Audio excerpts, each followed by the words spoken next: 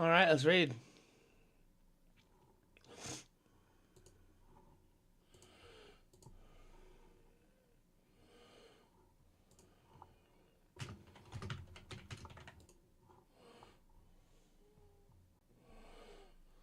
Good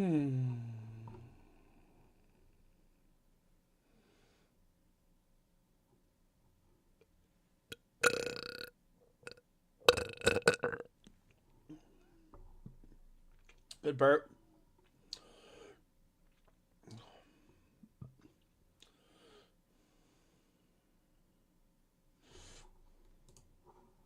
Uh.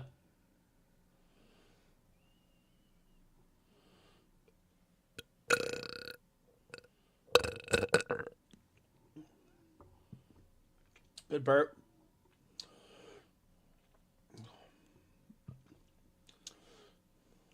We're gonna read in a minute. I'm just sitting here. I don't know. I'm not allowed to do it right now, I guess. That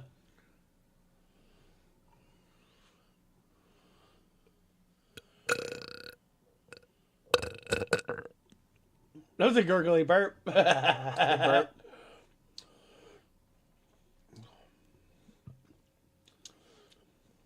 We're gonna read in a minute. I'm just sitting here. I don't know. I'm not allowed to do it right now, I guess. That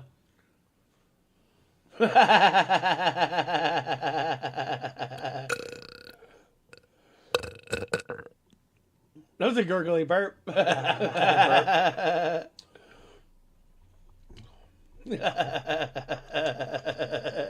We're gonna read in a minute. I'm just sitting here. I don't know. I'm not allowed to do it right now, I guess. That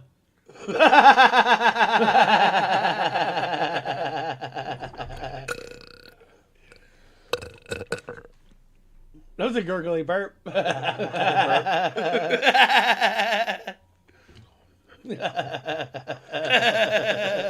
We're gonna read in a minute. I'm just sitting here. I don't know. I'm not allowed to do it right now, I guess.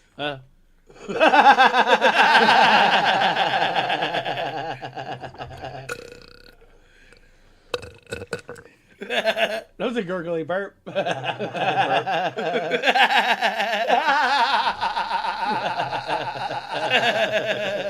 We're gonna read in a minute. I'm just sitting here. I don't know. I'm not allowed to do it right now, I guess.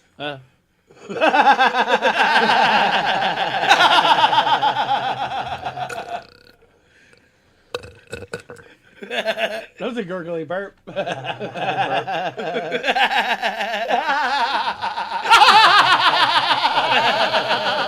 We're gonna read in a minute. I'm just sitting here. I don't know. I'm not allowed to do it right now, I guess. That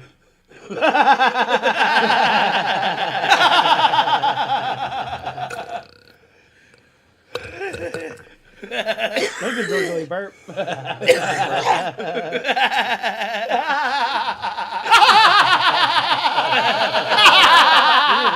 I'm just sitting here. I don't know. I'm not allowed to do it right now, I guess. That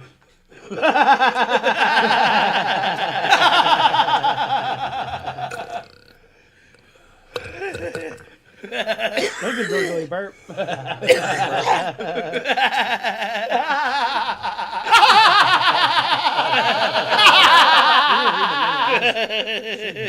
not allowed to do it right now, I guess.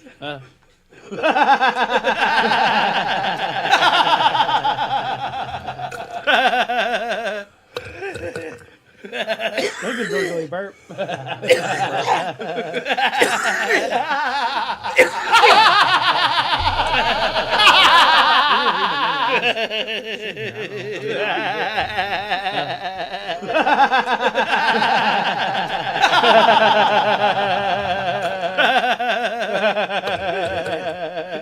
was a gurgly burp.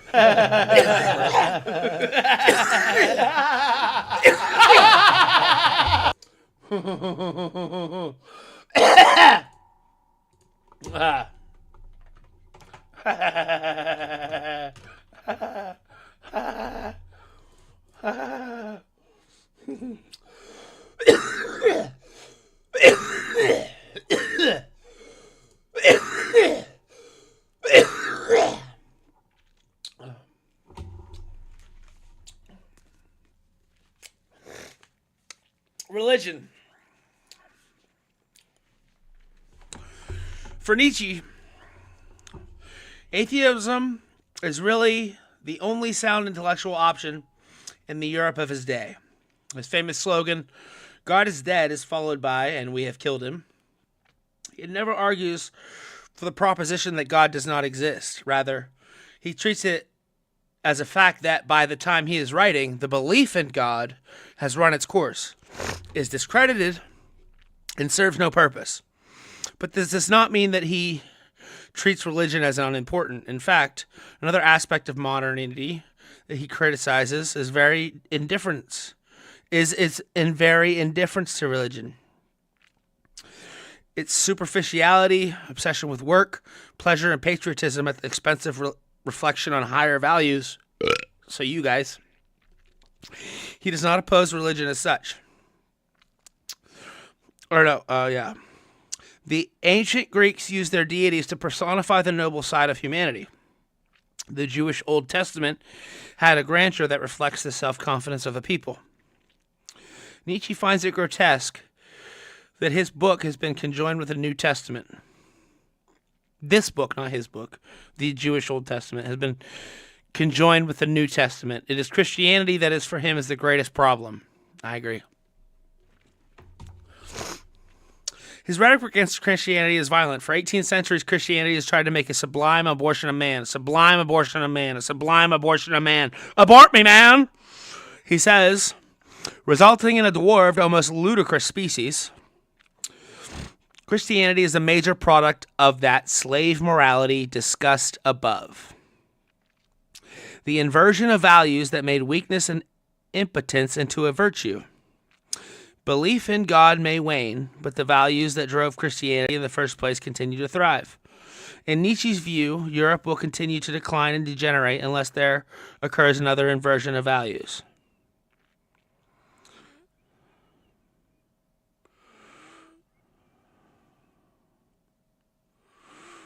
Yep, we will just keep degenerating. I mean, look at how disgusting things are right now. There's people that are like cheering on death.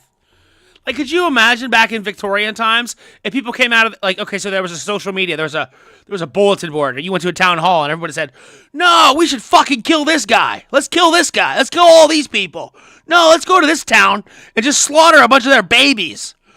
Dude, their babies have them in love. They can't live without their babies. Let's take their babies. Let's bomb a bunch of babies. Like, that's what's happening. You guys are fucking crazy. For Nietzsche, the Christian belief in... I mean, you think you're cool with it. You just put this shit on the internet. Like, oh, why don't you commit suicide? Or, he's going to die of something soon. Or, oh, it's funny you're getting tortured. We're right and you're wrong. Like, and you put that online, like, for everyone to see. I'm like, what? I'm like, what? That would not be stood for back when people had a fucking honor. We are devolving as a species. I can see it. For Nietzsche, the Christian belief is an all-powerful supernatural being serves to give impression of absolute authority to various troubling commandments. Deny your bodily desires. Refrain from creative self-expression. That one's the worst one. Refrain from creative self-expression is the worst one. Why would you ever tell somebody that not only are they going to hell, but if they make themselves creative and express themselves, they're going to serve a special place in hell for that? Like, what the fuck? If that's the case, then fuck religion. It's all words.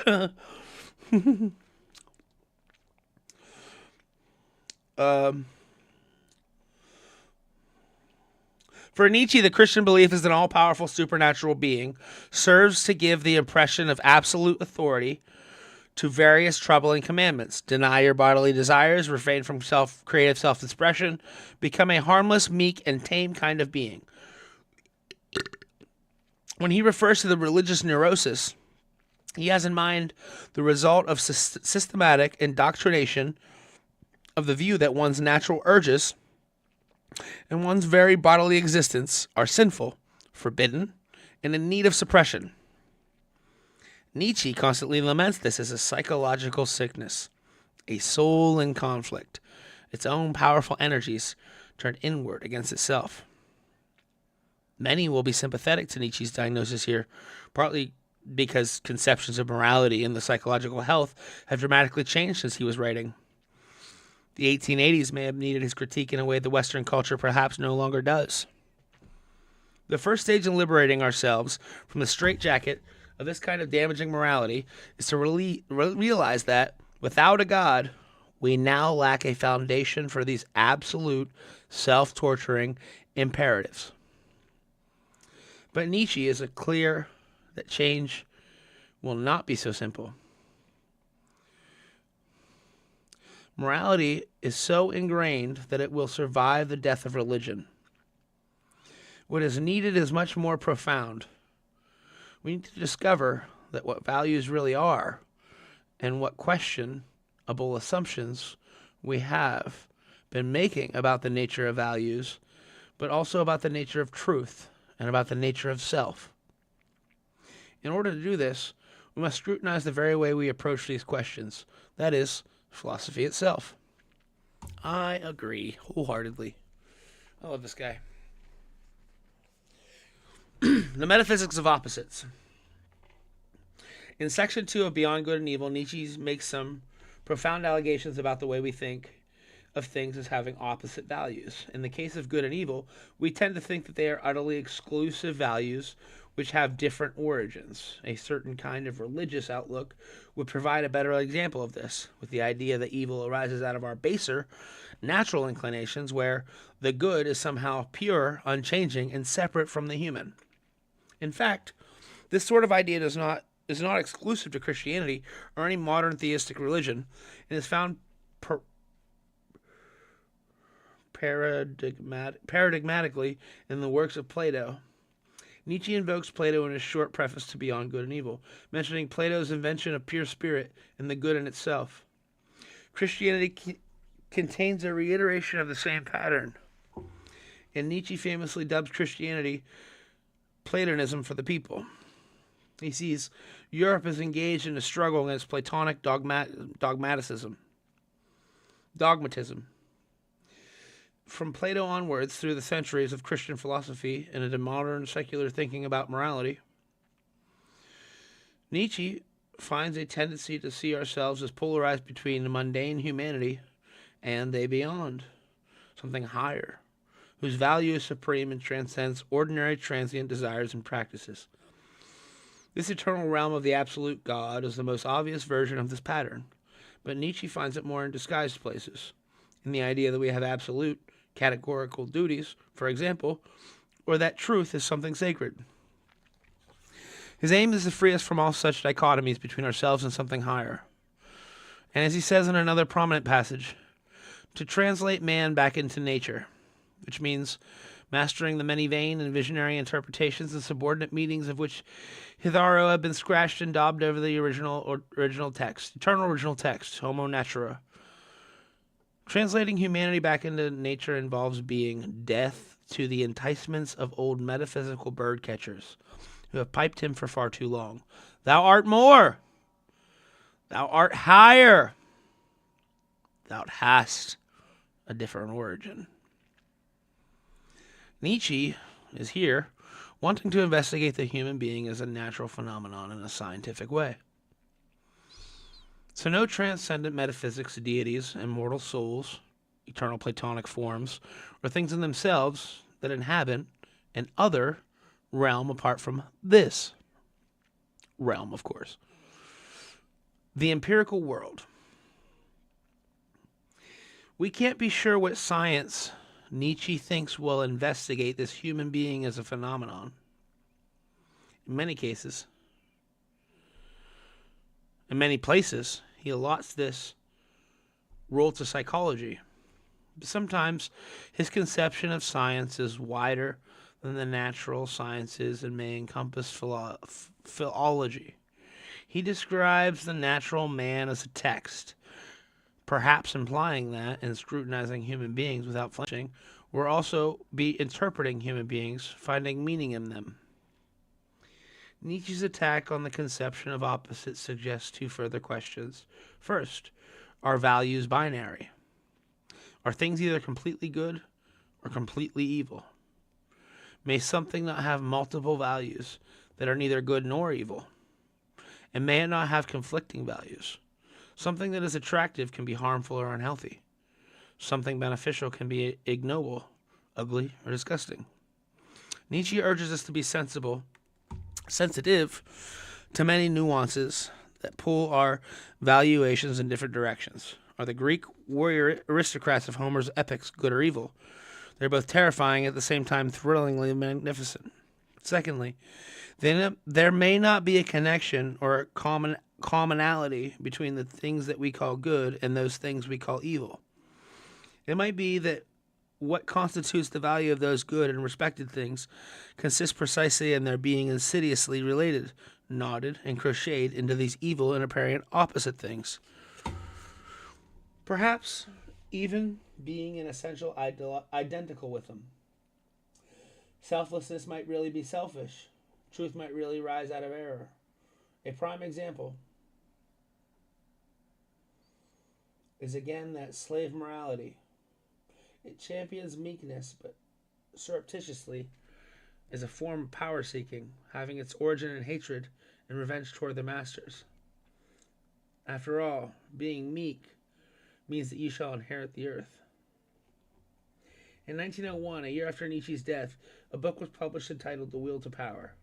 It credited Nietzsche as author, but strictly speaking, it was not by him.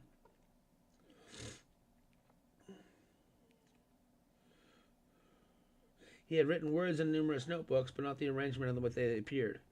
The arrangement was made by Nietzsche's sister with the help of her friend Peter Gast.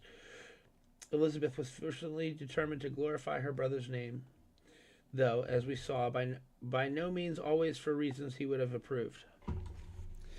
Nietzsche had for some while planned to publish a book with that title, but evidence suggests that he had abandoned the plan prior to his collapse.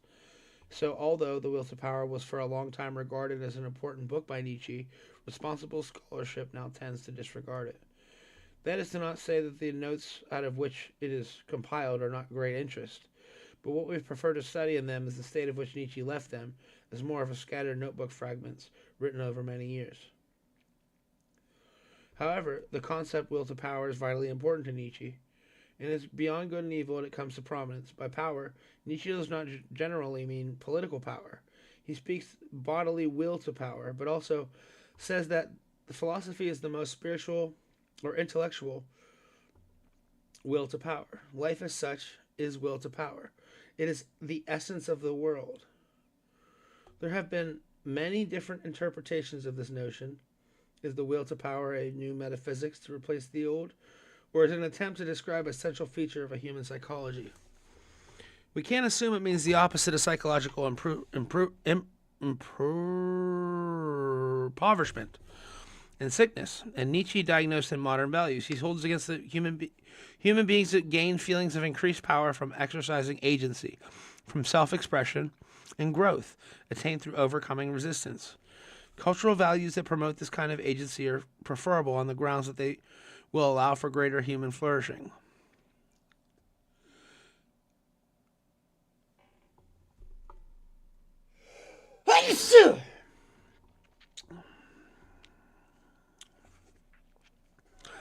He adds the weight to these claims, situating them with a psychological or physiological theory about life in general.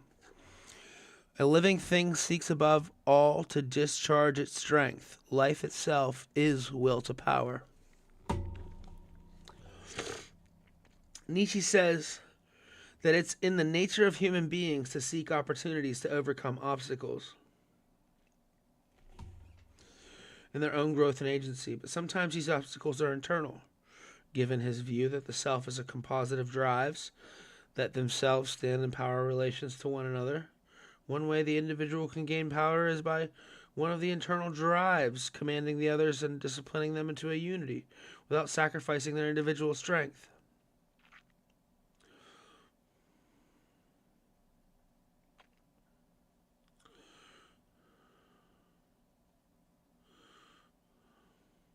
Such a human being will then be able to take on external obstacles. Hardships and sufferings will be treated as welcome occasions through which to grow by overcoming them. And that's how I feel.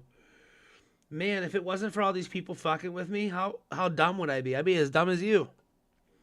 I'd be as dumb as you if I didn't have all this pressure and have to put it on myself to siphon. It took me years to get out of the void. When I went into catatonic state from torture, it took me years to get out of the void. shit, I didn't get out of the void for 2 years. And then it took me another 2 years to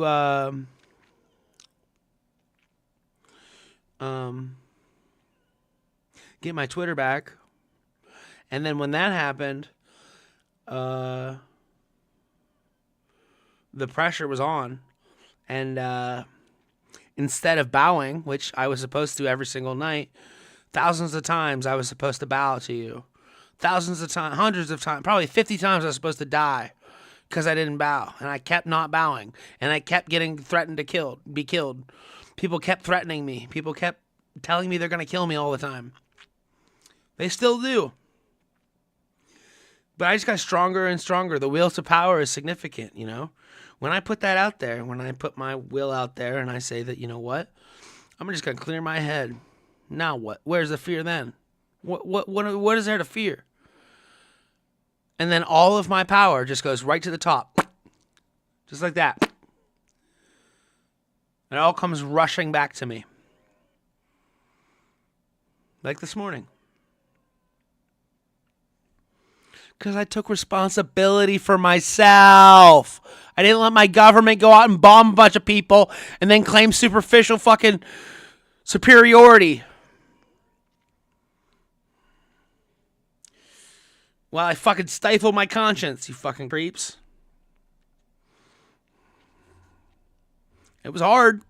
A lot harder than what you have. I'm sure you get to fly around the fucking world and play a bunch of shows and have Mai Tais and fucking smoke cigarettes and drink beers and hang out with your friends and have family. And, oh man, you probably have holidays and you get to do all this and that. But these kids getting bombed don't. You know, and it's harder for me. I don't have anything. I lost everything. But what I didn't lose is my honor, my dignity. You may think because I showed my dick and I talked some shit that I should feel bad about myself. But that's your slave morality. You think that you have some superficial, superior fucking morality that I have, when really you give up all of your freedom, all of your self-expression, all of your glory to feel included. You give it all up. That's why I am who I am. That's why I'm doing what I'm doing. That's why my words matter.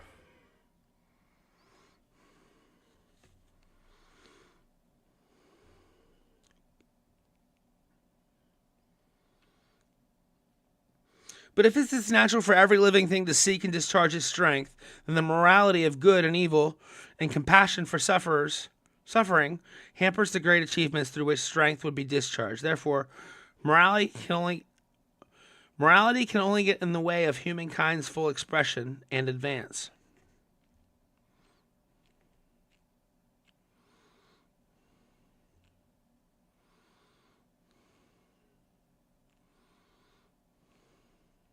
If it is natural for every living thing to seek the discharge its strength, then the morality of good and evil and compassion for suffering hampers. Morality for good and evil and the compassion for suffering hampers the great achievements through which this strength would be discharged. Giving up your glory is what he's talking about. Therefore, morality can only get in the way of humankind's full expression and advance. Self-expression as a sin. You can't do that. You literally can't. I mean, that's why we're fucked. God this, God that, money this, money that, and you're just fucking yourselves. Behind those empty walls, baby. The affirmation of life. Much of Nietzsche's work can seem to have a negative orientation. He is so often skeptical and debunking, applying question marks with so many cherished beliefs, that there is no God, that all is right with the world, and that we can distinguish the morally good from the morally evil, that we are free, rational, and in control, that everyone is equal, and suffering is bad, the pursuit of truth is good, and that progress is underway in Europe.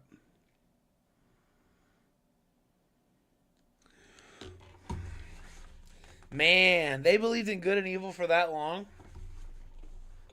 I mean, they still do. People treat me like I'm the devil, like I'm a fucking demon, and I'm just like a cute dude.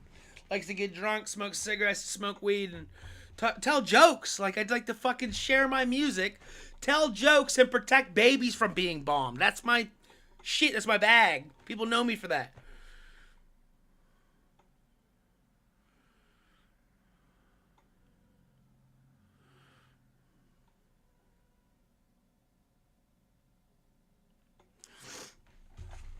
Beyond Good and Evil, as we said on the outset, is a critique of modernity.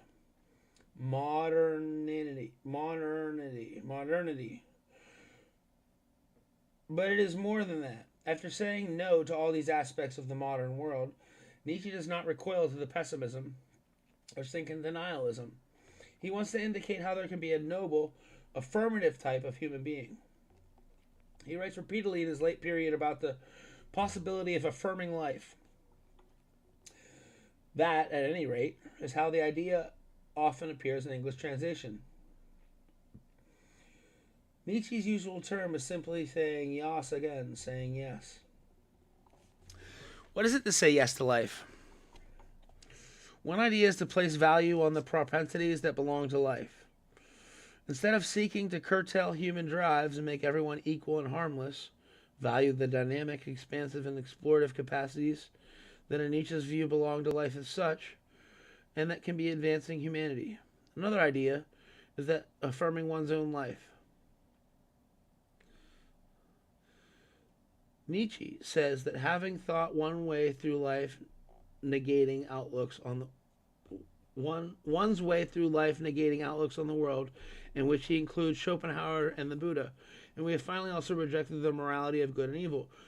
The one might want to affirm the world is as it is, and to such a degree that you would want everything to return over again.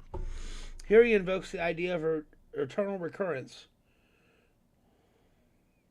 found in the gay science, and thus spoke Zarathustra. Nietzsche sees those who value the expression of will to power as capable of growing into a fuller, healthier selves, and as being able to embrace their lives whole without disowning any part of them, without the need to discriminate between good and evil, happiness or suffering, or compassion and cruelty. Other philosophers tend to find this fascinating, a probably overstrenuous ethical ideal. They see Nietzsche's critique of moral values, truth, metaphysics, free will, and the self to be admirably iconoclastic, testing our preconceptions and prejudices to breaking point in a way that sounds that philosophy should. Wait, what? Let me say that again. They see Nietzsche talking more iconoclastic, testing our preconceptions and prejudice to breaking point in a way that philosophy should. That's exactly how I see it too. I think that philosophy, especially Nietzsche's philosophy, it leads nowhere. So you have to start somewhere, and where better than truth? And the implications of that mean that the truth is subjective.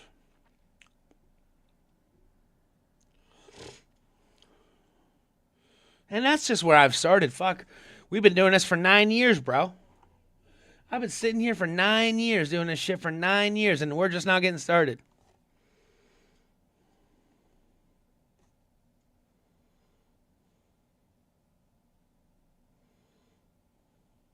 At the same time, it's only right to acknowledge that some of Nietzsche's utterances could easily provide an excuse for those who are less concerned with such theory, people who are instead bent on dubious political and social goals. Nietzsche complains throughout Beyond Good and Evil of the impotency of philosophers. Impotency, yeah, they don't got dicks. I'm just kidding, they do. They say that they are dry theorists or moralists. The real philosopher, he says, takes risks and acts as a bad conscience to the rest of society, putting the vivisector's knife to the breast of the very virtues of their age. Given that he wasn't widely read in his own lifetime, Nietzsche felt that he had little to lose by firing off philosophical salvos. As it turned out, his ideas came more powerful and influential than he could have imagined, not only on politics and culture, but on the idea of human potential itself. Despite its darkness, and even though Nietzsche's own life may not have been judged as a success, there's a big question running through Beyond Good and Evil. Is greatness possible nowadays? Nietzsche's made bemoaned the restrictions and leveling down of modern society, but he never rules it out. He often writes as though only a few can be great, but his idea of unlocking our potential by questioning receives values that disempower us may appeal to many. Nietzsche may bemoan the restrictions and leveling down of modern society, but he never rolls it out. He often writes as though a few can be great, but his idea of unlocking our potential by questioning received values that disempower us may appeal to many. He often writes as though a few can be great, but his idea of unlocking our potential by questioning received values that disempower us. Okay, that makes more sense.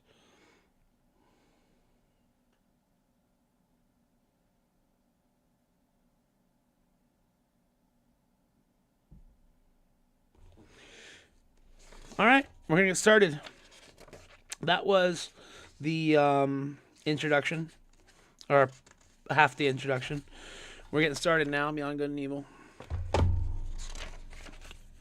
Prejudices of Philosophers. We're going to read the preface. Supposing the truth is a woman, what then? Is there not ground for suspecting that all philosophers, and so far as they have been dogmatists, have failed to understand a woman?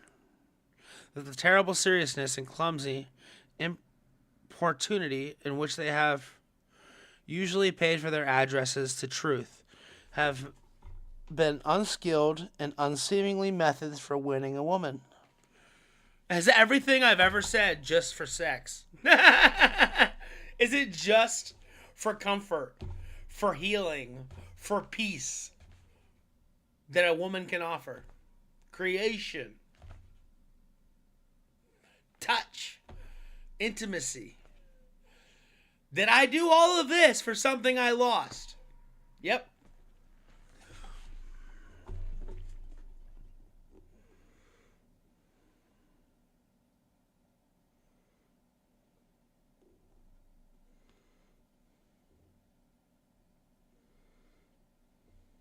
Certainly, she has never allowed herself to be won, and at present every kind of dogma stands with sad and discouraged men, if indeed it stands at all. For there are scoffers that maintain as it has fallen,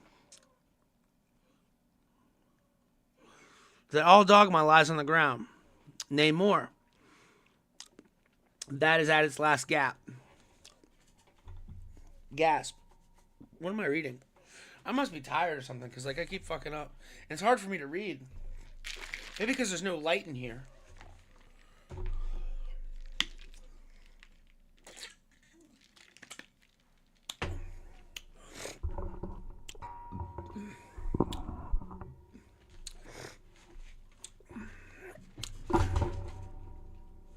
Oops.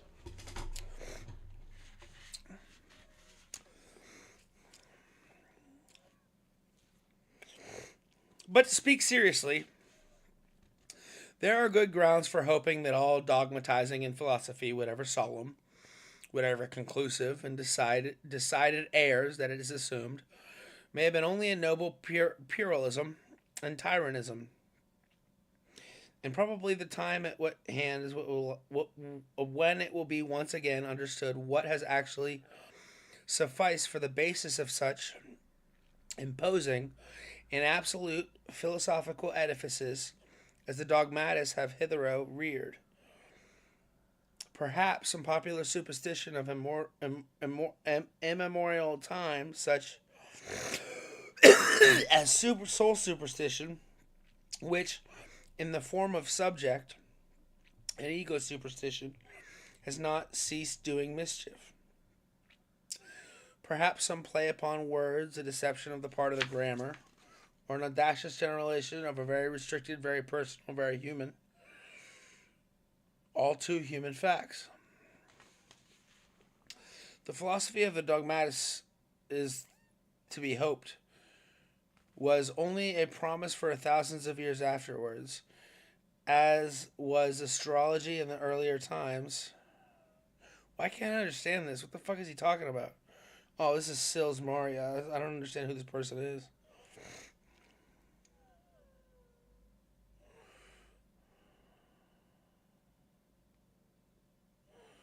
The fuck is Hilario?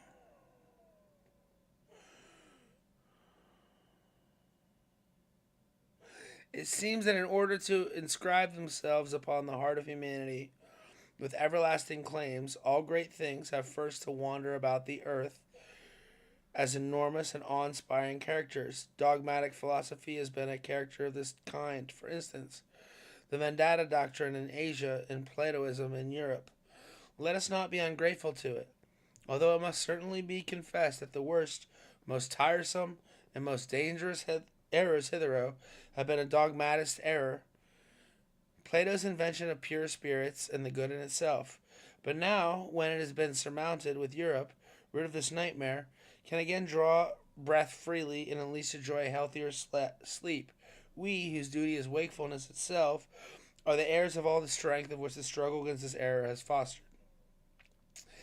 It amounted to the very inversion of truth and denial of perspective. The fundamental condition of life to speak spirit and the good as Plato spoke to them. Indeed, one might ask, as a physician, how did such a malady attack the finest product of antiquity, Plato, and the wicked Socrates corrupted him? Was Socrates after the corrupter of use and deserved his hemlock? But the struggle against Plato, or to speak plainer, and for these people, the struggle against the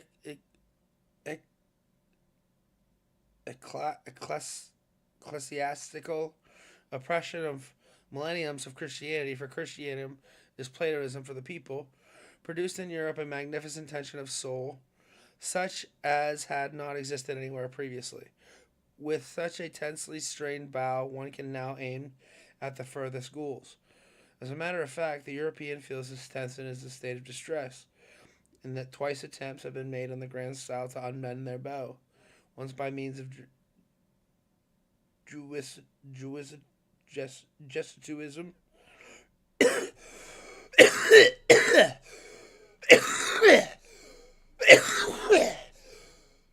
There's no reason. This is direct energy weapon making me cough. There's no reason for me to be coughing.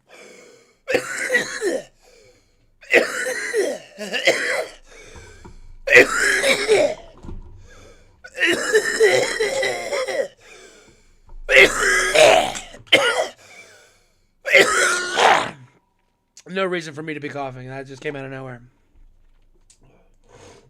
They did it to me for 3 days a couple days ago. They did it to me for 3 fucking days. Just coughing. I about passed out and fell over a couple times.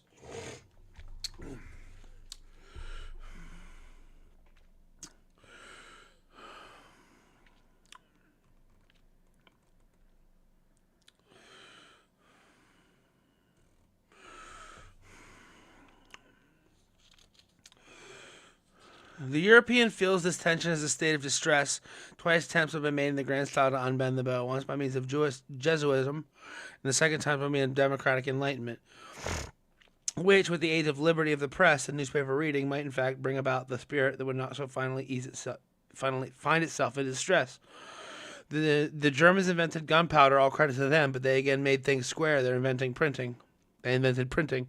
But we, who are neither Jesuits nor Democrats nor even sufficiently Germans, we good Europeans and very free spirits, we have it still, in all the distress of spirit and the tension of the bow, and perhaps to the arrow, the duty, and who knows, the goal to aim at.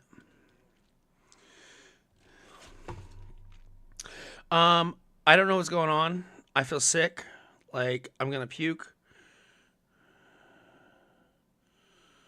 I feel dizzy. I'm getting pinging in my ears. I feel hungry. I just ate. I'm not hungry. I'm not actually hungry.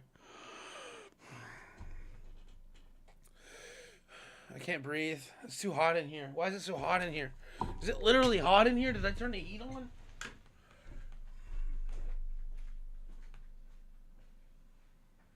No. Why am I sweating all of a sudden? Dude, they gotta be doing direct energy weapons. This is weird. I can't breathe. Oh my god, I can't breathe. Oh my god. I can't breathe. It's so hot in here. Oh my god. Ping in my ear. Oh, terrorism. Oh.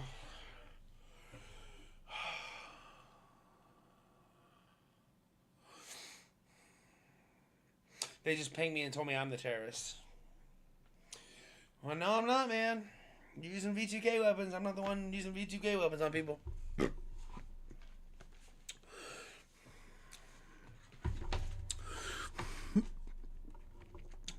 The will to truth, which is to tempt us to many a hazardous enterprise. I can't read. I think they're making me sick. They're making me sick. They're spinning things through my head as soon as I start reading. I'm not allowed to read anymore. I got to read for the first time. We just got to read for the first time in 5 years. I haven't read for 5 years. Other than Cuddy's, couple pages of Cuddy's book that they also made me stop reading. But yeah, I haven't read this. I popped this book open 5 years ago. I haven't read it since. I feel sick as fuck. I'm about to pass out. Why am I going to pass out? Oh my god. Oh my god.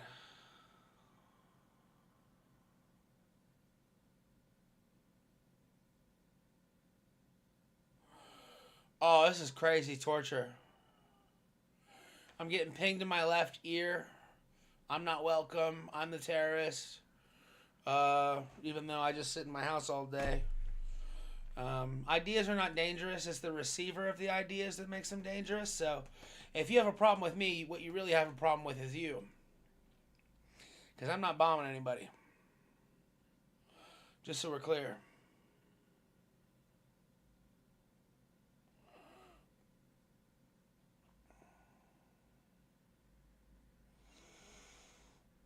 If you don't like me, don't listen to me.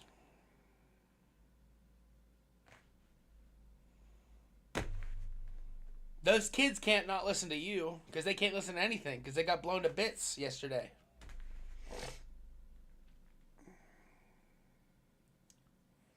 That's what makes us different.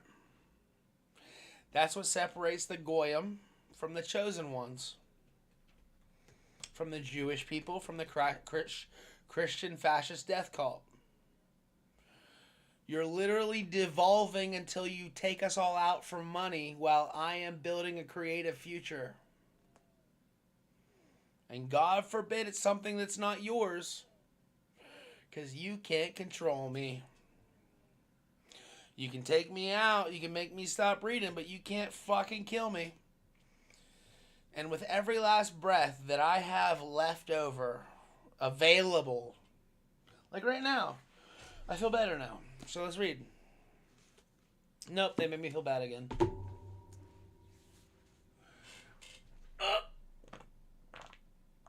Oh, that was a gurgly fart. Trying to get some stink on that one. No stink. Okay, I got another win. Let's see if it will let me read.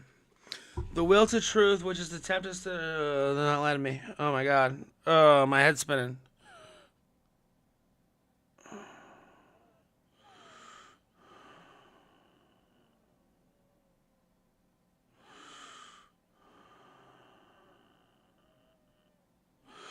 Okay, so we're going to get started tomorrow or next time I'm available to read. I'm not allowed to read right now. But next time I'm allowed to read, we're going to get started on the prejudices of philosophers, which will be what you guys use to judge me. You know, when I'm out there laughing at memes and having funny, fucking intelligent, paradoxical quips about intellectual, complex ideas that are entertaining and that gives me purpose, you are tearing others down. So, yeah, my life's better than yours. I don't give a shit how much I get tortured. Because here's the thing. When I think about myself, I know that I'm noble. I know that I'm a peaceful person. And I know that I don't have a slave morality like all these people that bowed down to the Christian death cult for safety. God forbid if they are not making money while people die. I mean, y'all are fucking crazy. I know what you're thinking. I think it's near the end. I think we're devolving.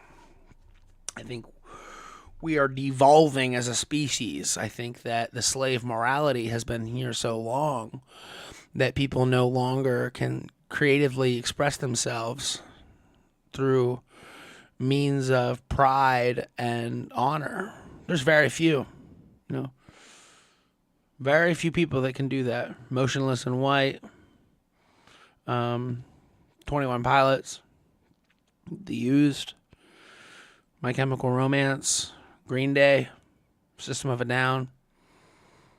Some philosophers like Nietzsche, Schopenhauer. There's a couple good people, but really, you look at all these celebrities and philosophers, or there's not any philosophers anymore.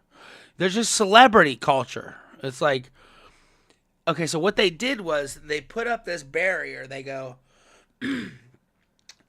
I don't care if you don't believe in this. I don't care if you don't believe in this, but you better not believe in this. And so they put up a barrier. All the sleeping people are stuck in this barrier. All the awake people run the world. They're the elite that destroy people for money. And they hired or use people, promote their streams, promote their art, promote their worldviews, and they keep those people up front while the shadowy government hangs out behind them that promotes them. So you'll never get through if you don't believe in yourself. You'll never make it. If you believe in their slave morality, I mean, yeah, you'll make some money. You might have a kid, but how happy are you going to be with your kid when you look in that kid's eyes and you realize that your kid, his friend, just got bombed. His potential friend, the same age of a parent that you're the same age as too, their kid just got bombed, but yours is safe. And you can feel good about yourself. I don't think so. Slave morality just destroyed the fucking planet. Like, you're all just devolving.